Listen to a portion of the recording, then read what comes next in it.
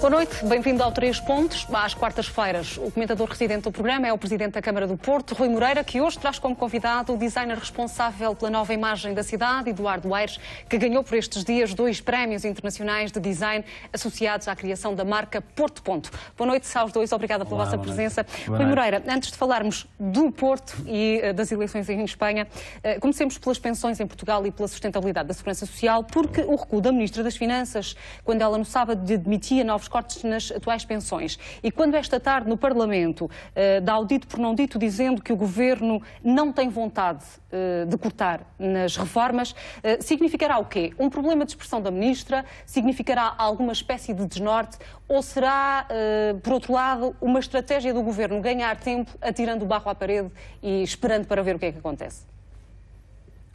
Bom, este é o género de tema que eu não gosto muito de falar, porque isto é, a meu ver, política partidária pura e dura e tem a ver com aquilo que nós muitas vezes nos desaponta em tudo o que se passa no país, ao nível político. Eu não sei o que é que a Sra. Ministra disse ao certo, na primeira versão ou na segunda versão. Admito que tenha dito a mesma coisa e que possa ter sido mal interpretado ou que eventualmente tenha dito coisas diferentes. A única coisa que me parece é que esta é daquelas matérias que nos prende porque tem a ver com o nosso contrato, contrato dos cidadãos com o Estado. E os cidadãos deviam ter um contrato firme com o Estado, devia estar claro.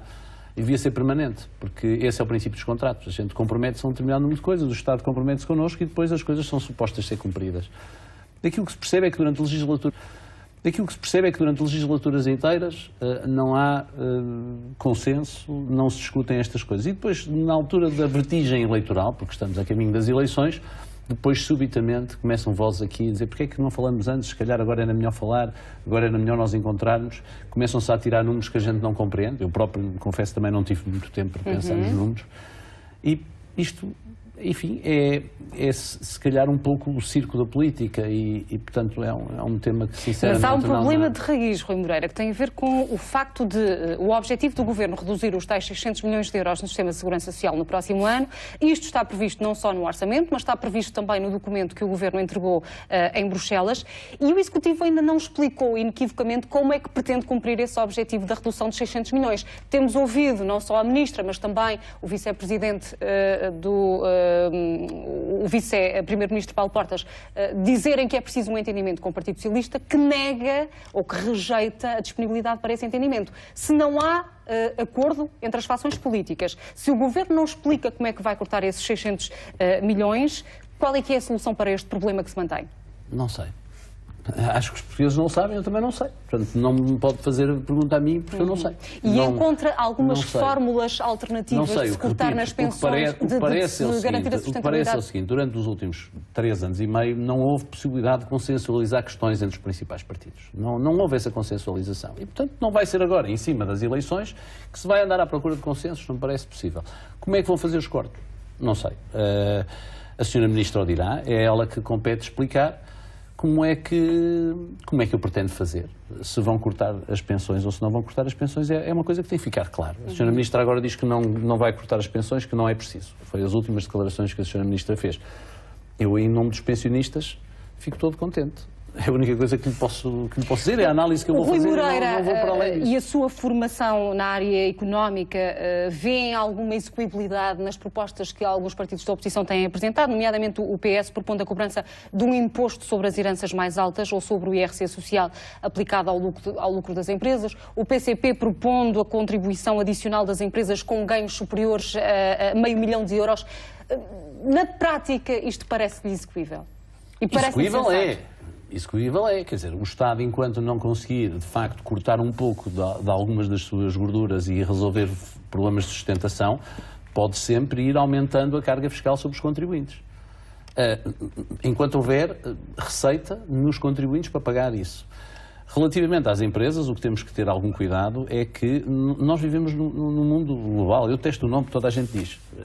O que temos que perceber é assim, se andamos sempre a mudar as regras de jogo, por um lado aos cidadãos portugueses, mas depois também às empresas, nós depois deixamos de acreditar. E ao não acreditarmos no Estado, ao não acreditarmos também aí no contrato que fizemos, obviamente que deixaremos de investir, faremos as nossas opções e aqueles que cá olhavam para nós como um ponto se calhar valia a pena investir em Portugal dizem, mais vale não investir, porque pode vir para aí alguém que agora resolve mais uma vez alterar as regras de jogo.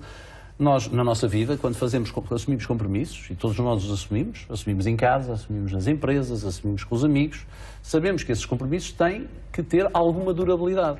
Se nós estamos permanentemente a pôr os compromissos em questão, corremos o risco depois, da próxima vez que nós tentarmos apertar a mão a alguém para essa pessoa assumir também ela o compromisso connosco, essa pessoa dizer que não está disponível. E, portanto, é isso que leva exatamente os cidadãos a este desgaste relativamente àquilo que é a política, que são as opções políticas que vão sendo seguidas. E esse desentendimento, esse desencanto é cada vez mais gritante. É por isso que as pessoas hoje em dia andam muitas vezes amarguradas e perguntam o que mais nos irá acontecer. Sejam os empresários, sejam os contribuintes, toda a gente, os próprios funcionários públicos não sabem se amanhã lhes vão fazer outro corte, se não vão, se vão ter 35 horas, se vão ter 40. Ou seja, todos nós vivemos permanentemente nesta sensação de que aquilo que nós combinamos e que nos é prometido, para já não vale, porque depois das eleições os próprios que fazem essas promessas depois fazem o contrário, mas mesmo que façam as promessas e que até as vão cumprir, depois ao fim de algum tempo chegam à conclusão que afinal a promessa não podia ser assim, que era assado, e portanto é um pouco esse é o drama da política. Eu, pela minha parte, só lhe posso dizer, se calhar foi por isso que eu fui eleito. Porque eu acho que as propostas que nós fizemos e que estamos a cumprir foram de cariz diferente, foram de motivação diferente e, portanto, parece-me que este é um problema que depois explica outras coisas que nós vemos. Vemos o que se passa em Espanha, o que se passa noutros países europeus, em que subitamente há, de facto, quase um tremor de terra em que as pessoas começam a pôr em questão tudo aquilo em que acreditaram durante os últimos 30 ou 40 anos. É a deixa para introduzirmos as eleições regionais e municipais em Espanha. Temos um resultado eleitoral fragmentado do ponto de vista do sistema partidário, temos a eleição de candidatos independentes, temos candidaturas cidadãs apoiadas pelo Podemos a vingar nas duas principais cidades, neste caso Madrid e Barcelona. Significará isto, Rui Moreira, que mais do que a consolidação do multipartidarismo, o eleitorado tende cada vez mais a querer ser dirigido por cidadãos, por pessoas reais, chamemos-lhe assim, e não tanto por máquinas formatadas, entre aspas, pelos sistemas político-partidários? Sim, e no caso de Espanha é óbvio, o modelo de bipartidarismo em Espanha, que é um pouco semelhante ao português, neste momento está posto em causa. Até hoje ele era só posto em causa nas eleições europeias. Tradicionalmente, nas eleições europeias a gente votava por protesto. Votava no PPM, votava no Miguel Esteves Cardoso, votava em opções e dizia assim, como aquilo não conta para nada, a gente vai dar aqui o sinal da nossa discórdia ou às vezes de concórdia com ideias alternativas. Mas agora não, nós agora estamos a entrar na fase em que já chegou também às autarquias e também chegou no Porto. Portanto, não nos podemos esquecer. Ao fim e ao cabo, o que as pessoas querem é dizer assim, nós o que queremos perceber, independentemente se estes senhores são do partido A ou do partido B, ou se vão pela lógica nacional, o que nós queremos é pessoas que conheçam as cidades, que conheçam os nossos problemas, que sejam pessoas normais que a gente possa encontrar na rua e que vivam as mesmas dificuldades e com as mesmas ansiedades que nós, e ao mesmo tempo que nos proponham alguma coisa de diferente, que é um pouco o conceito da felicidade. Isso foi muito patente em algumas das propostas que foram apresentadas em Espanha por alguns destes candidatos. O que revejamos, numa altura em que há o fim deste bipartidarismo, e aquele posto em causa, ainda bem que surge isto, porque qual era a alternativa? A alternativa era surgirem opções totalitárias, e isso era muito pior, porque nós lembramos que nos anos 30 na Europa, quando também os modelos partidários tradicionais foram postos em causa, quem vingou não foram os movimentos libertários, foram os movimentos totalitários, e portanto que também já surgiram noutros países, veja-se o caso do Front Nacional em França. E, portanto, neste esboroamento do modelo político-partidário tradicional, em que os partidos não nos propõem políticas, mas propõem-nos apenas política, ao menos que sejam a favor de pessoas que são cidadãos, que têm os seus entendimentos, que juntam pessoas da direita à esquerda, o caso da Presidente de Câmara de Barcelona. Se nós olharmos para os seus candidatos, para aqueles que vão ser na sua equipe, as pessoas não são todas de extrema esquerda, há pessoas de esquerda, pessoas de direita, pessoas libertárias, enfim, têm preocupações comuns e, portanto, apostaram em preocupações mais próximas do cidadão do que aquelas que elas ouvem, que são as discussões sobre as TSUs e sobre essas coisas todas. O Eduardo Aires está em crer que este castigo do eleitorado espanhol poderá replicar-se nas eleições legislativas em Portugal, ou as realidades são muito diferentes e não será bem assim? Não sei, eu acho que há aí um conceito base que eu gosto do termo castigo, não é? Há uma questão aqui que eu gostava de referir, que é Nós o que estamos a assistir, eu acho que é um momento charneiro, ou seja, de transição. As pessoas efetivamente estão cansadas do discurso formatado, político, e acho que estão muito mais interessadas naquilo que é a sua própria realidade. Eu gostei muito de ouvir o Rui Moreira falar da questão da felicidade. As pessoas procuram isso. Estamos num momento de charneira. Eu acho que se está à procura ainda do melting pot que faça funcionar a sociedade novamente. E aí eu acho que ainda temos um tempo. Por isso é que eu digo que é um momento de charneira. É como se tivessem... Mas o Eduardo acredita que esse momento poderá refletir-se nos resultados eleitorais em Portugal? Sendo um momento de charneira, eu acho que estamos num momento de transição.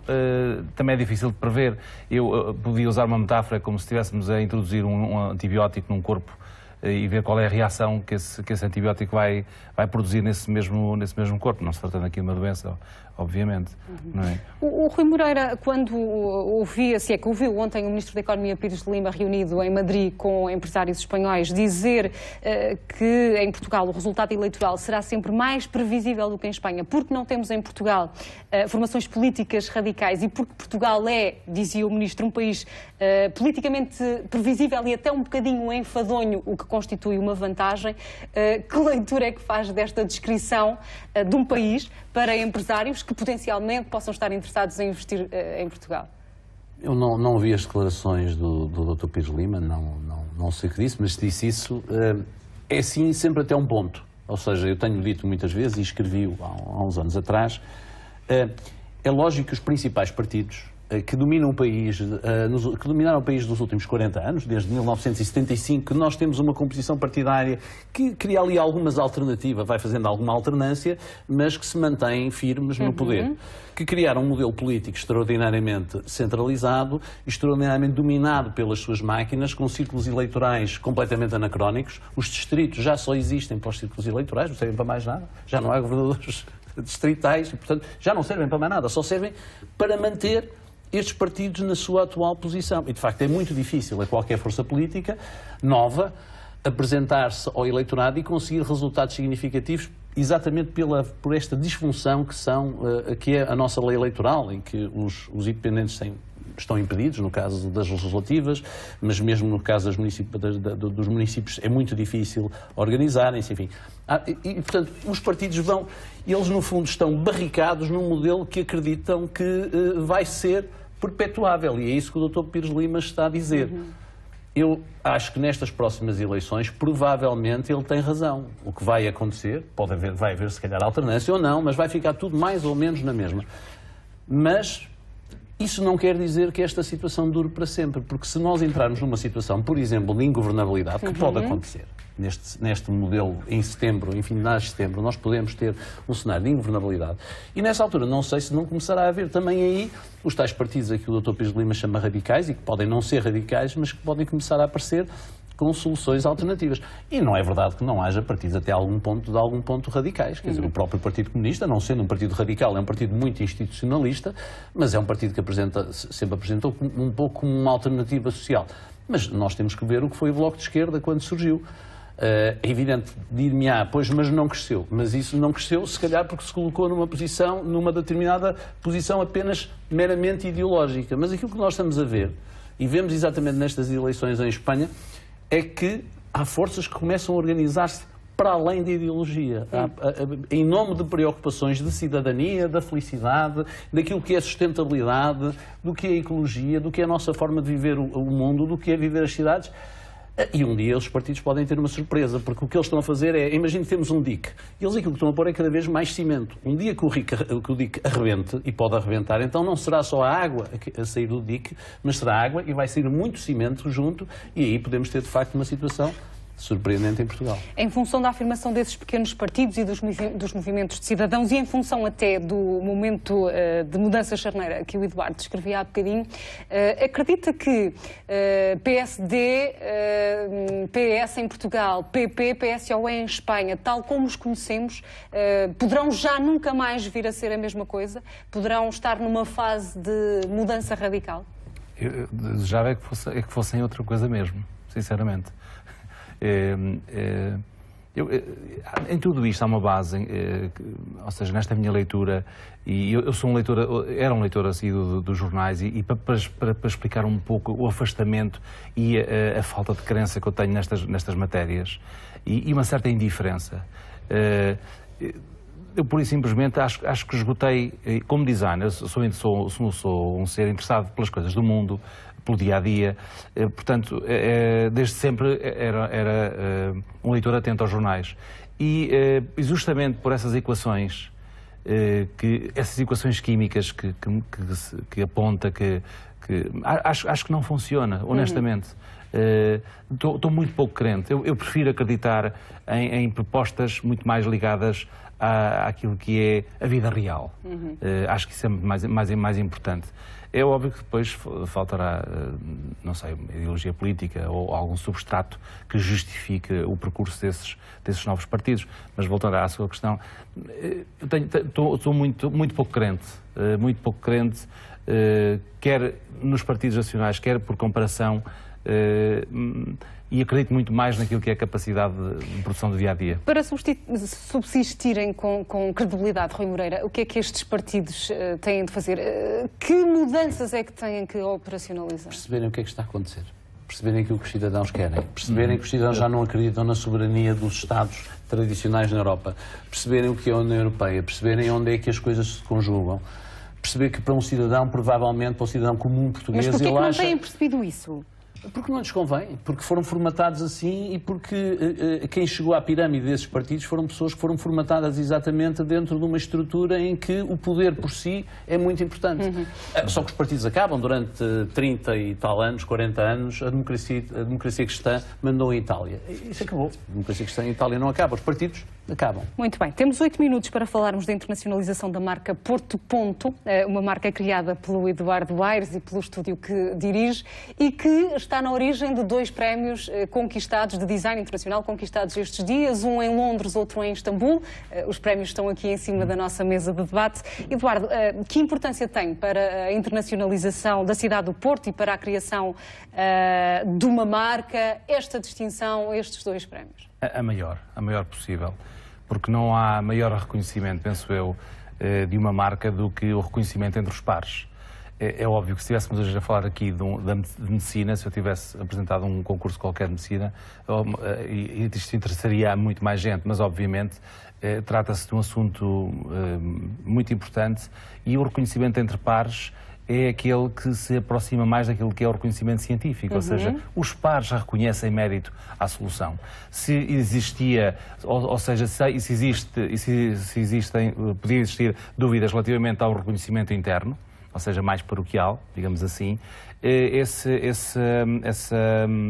perspectiva desvanece completamente, porque os pares reconhecem em diferentes sítios, em diferentes momentos, com diferentes contextos, reconhecem o mérito do trabalho. Rui Moreira, como é que a autarquia do Porto está ou pretende rentabilizar este reconhecimento de que fala o Eduardo e, sobretudo, rentabilizar a marca Porto, não só junto do turismo que tem crescido na cidade, mas, sobretudo, junto de empresários e de investidores? Não tem a ver apenas com o turismo. O turismo é muito interessante, mas nós não fizemos a marca Porto, não pedimos ao Eduardo para trabalhar nisto, com base nesse critério. Aquilo que nós acreditamos é que precisávamos de uma marca. As cidades devem ter uma marca, devem ter um branding como um produto. Nós temos um produto. Nesta marca, como se viu aliás nas imagens que passaram, cabe tudo. Porque cabe a nossa história, cabe o barroco, cabe a gastronomia, cabe o Futebol Clube do Porto, cabem todas as atividades culturais. E, portanto, nós queríamos muito ter esta imagem que associa as pessoas a uma cidade que ainda há muitos anos não tinha um nome. Éramos chamados ao Porto pelos ingleses, Porto por nós, Port Wine, quando se falava do nosso vinho. Ou seja, nós precisávamos de ter, de facto, para uma cidade com a nossa dimensão, que não é grande, nós somos uma cidade com 220 mil habitantes ou 230 mil habitantes, 40 km², precisávamos ter alguma coisa que nos identificasse, que a pessoa, olhando para aquele logo, soubesse imediatamente de que é que nós estávamos a falar. E isso agora pode ser associado e pode ser utilizado exatamente para trazer para a cidade tudo aquilo que nós queremos. E tudo aquilo que nós queremos é pessoas, e não tem que ser apenas turistas, é trazer empresas, com certeza. Investimentos, mas é negócios. também um olhar crítico que nós precisamos que seja debruçado sobre nós. Nós, com isto, com estes prémios que o Eduardo conseguiu, aquilo que nós conseguimos é que as pessoas nos olhem com outra atenção. E logo isso já vale a pena, porque acreditamos que o produto que temos por trás deste embrulho é um produto excelente e não é apenas para o turismo, mas também é para o turismo. Portanto, nesse aspecto é para nós absolutamente crucial. Mas há ou não já algumas iniciativas de internacionalização em curso por parte da autarquia? Claro que temos variadíssimas iniciativas de internacionalização, mas a autarquia não tem nessa matéria. Não, repare, o Presidente da Câmara não tem nesta visão uma visão de controlar a economia, de controlar a marca, de ser ele a dizer assim, agora nós vamos fazer outdoors em Nova Iorque sobre isto. Isto custou muito pouco dinheiro. Nós gastamos em comunicação 0,25% do nosso orçamento. E em 2014 gastamos menos 15% do que em 2013. O que estamos a fazer é ser consequentes e escolher empresas do Porto. Escolhemos uma empresa, houve várias que concorreram. O Eduardo apresentou aquela que foi, na nossa opinião, a melhor proposta, porque identificou muito bem os desafios, mas mais do que isso, superou os desafios e ensinou-nos também o que era a cidade, ajudou-nos a compreender esta multiplicidade de fatores e, portanto, a partir de agora nós esperamos que sejam também as empresas a fazê-lo e há empresas a usar, vamos fazer merchandising e vamos ter esta marca em todo lado. E esta marca, se transformar numa marca viral através das redes sociais, como já hoje é, temos aqui, de facto, um benefício óbvio. A cidade do Porto tem hoje, em termos das revistas internacionais, uma visibilidade, agora ainda por cima associada a esta marca, que é crucial. Ainda hoje conseguimos uma marca, como sabe, uma marca de bebidas internacional, que colocou lá o logo Porto Ponto. Isto era uma coisa absolutamente impensável se nós estivéssemos a pensar no logo da Câmara Municipal. Este não é o logo da Câmara, é da cidade e é isso que nós pretendemos. Eduardo, desde que a marca Porto Ponto foi criada em setembro do ano passado, já conseguiram avaliar ou aferir na prática as mais-valias, as vantagens que a criação desta imagem trouxe à imagem da cidade e à identidade das pessoas com a cidade? Não, eu não tenho mecanismos para aferir isso, não é? Portanto, isto passa da nossa relação diária e daquilo que nos fazem chegar e também de uma outra exposição que vamos fazendo e vou fazendo internacionalmente. E esse feedback é o melhor possível, não é? Cada vez mais as pessoas se sentem, se revêem no próprio trabalho. Eu juntava um bocadinho este tema à questão de Espanha. Este trabalho, é uma nota que eu trazia, este trabalho, só se consegue fazer este trabalho no Porto, e está aqui uma ideia base que é muito importante, porque este trabalho eu faço com uma equipa livre, e eu não estou a dizer que as pessoas não sejam livres em Portugal, mas eu faço com uma equipa livre e inteligente. Isto é o que tem que estar na origem, eu acho que da política. As pessoas têm que ser livres e inteligentes. E este trabalho só é possível com base nesta equação, não é? Mas, voltando um bocadinho à sua questão, eu não tenho mecanismos para aferir esse grau de pregnância que a marca tem, é muito da nossa relação e fruto da nossa relação do dia-a-dia, mas o que posso dizer é que, por exemplo, e várias pessoas me acompanharam, é que na apresentação da marca em fóruns internacionais, ela tem aclamação. As pessoas realmente aderem e sentem que é uma linguagem nova, que é uma linguagem nova. E também porque é novidade. Eu acho que nós fomos corajosos em propor, em sintetizar uma linguagem gráfica, assim como que a entidade encomendadora foi também corajosa em perceber a nossa mensagem e levá-la ao terreno. Rui Moreira, rebuscando um bocadinho as estratégias para a internacionalização da marca, para além dessa marca de refrigerantes que enumerava há bocadinho e que vai comercializar latas da bebida em território nacional ou dedicadas ao Centro Histórico do Porto, é verdade que é agora no São João que vão abrir também a primeira loja Porto Ponto? Sim, vamos ter a primeira loja Ponto Porto, que vai começar a ter merchandising, que vai vender a marca. Nós temos tido imensas, mal a marca apareceu, tivemos imediatamente um número muito grande de pessoas que nos perguntaram: e agora onde é que estão os produtos, onde é que estão as t-shirts, onde é que estão os pins, onde é que está a marca?